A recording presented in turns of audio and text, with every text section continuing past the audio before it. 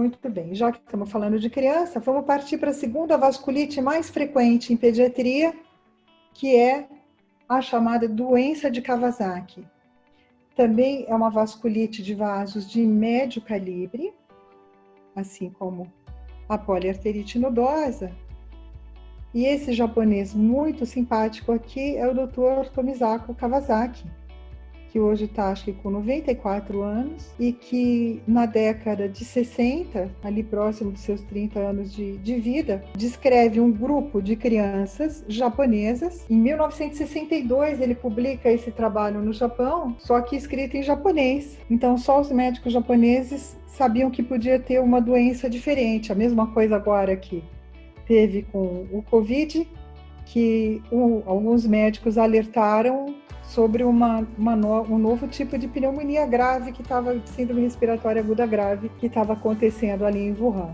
E ele compilou, ele um pediatra, não tinha ligação com a academia, nada, um pediatra de consultório que de repente começou a ver um monte de crianças e que apresentavam os mesmos sintomas. E aí ele publicou em 62 e foi apresentar num congresso americano de pediatria da Academia Americana de Pediatria, quando muitos pediatras falaram, gente, eu já vi isso, e começou um monte de gente a falar que já tinha visto aquele quadro também em crianças e não sabia o que era. E em 1967 ele publica, então, esse mesmo trabalho no Pediatrics, né, que é a maior revista de pediatria do mundo. Ele publica, então, essas 50 crianças japonesas e que tinham em comum febre, o exantema, a conjuntivite não purulenta, e eritema e edema de mãos e pés, não sendo uma artrite verdadeira, e uma linfadenomegalia cervical, geralmente unilateral.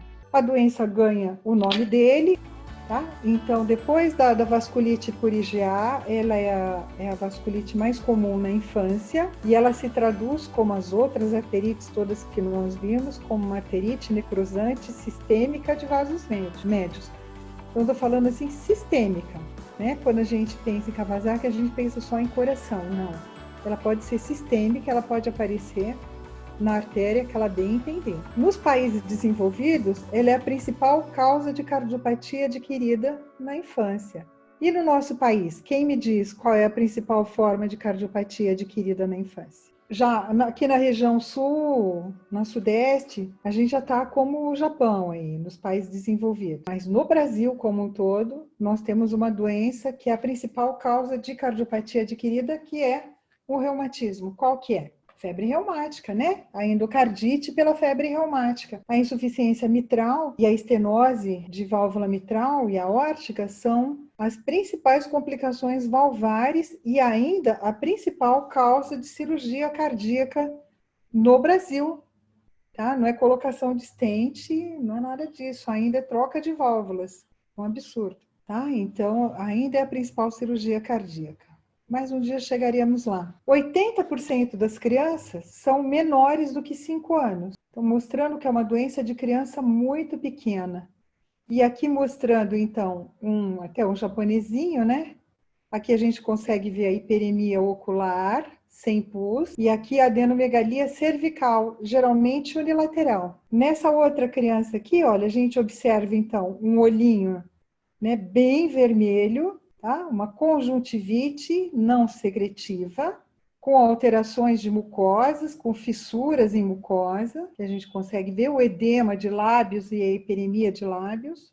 E a doença de Kawasaki tem critérios clínicos bem definidos, e são critérios clínicos que foram revistos em 2006 e validados em 2010. Então, como nós vimos lá na vasculite por IgA, onde o critério mandatório é a púrpura, tá? Púrpura palpável, que tem que estar presente em 100% dos casos para a gente fazer o diagnóstico. E na doença de Kawasaki, o critério mandatório é a febre persistente, por pelo menos 5 dias e pelo menos 4 dos 5 seguintes critérios, tá? Então, alterações cutâneas de extremidades e área perianal. Então, às vezes, começa em região ali, em região perianal. Então, hoje, toda criança que tem vasculite, eu já vou olhar lá atrás, que o febre, deixa eu ver, porque às vezes começa por ali. Alterações labiais e orais, então a gente viu o lábio, então, que fica muito vermelho, ele pode ter essas fissuras, essas rachaduras dolorosas, uma hiperemia de mucosa oral e da faringe, uma língua que a gente chama de língua em morango e framboesa, ou framboesa, uma conjuntivite bilateral não secretiva, então não tem pus, e uma linfadenomegalia cervical, tá? Visível geralmente unilateral. Lembra bastante a escarlatina. Então, por isso que tem que ter bastante certeza no diagnóstico e ser bem incisivo.